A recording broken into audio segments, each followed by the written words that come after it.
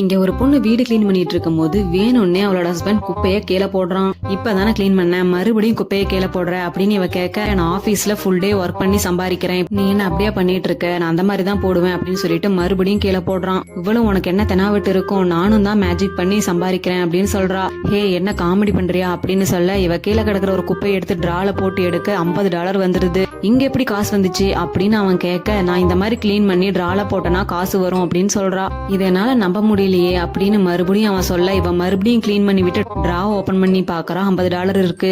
இவனும் சரி நான் ட்ரை பண்ணி பாக்குறேன் அப்படின்னு சொல்லிட்டு சோஃபாவை சரி பண்ணிட்டு டிராவை ஓபன் பண்ணி பார்த்தா $50 இருக்கு.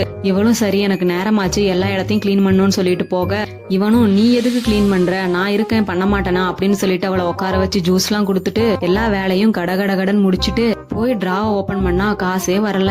அப்போ இந்த ஒய்ஃப் என்ன மேஜிக் பண்ணி காசை வர வச்சிருப்பாங்க அப்படின்னு தெரிஞ்சா கமெண்ட்ஸ்ல சொல்லுங்க. என்ன இருக்கும்? எனக்கு என்னடா தெரியும், கேளுடா.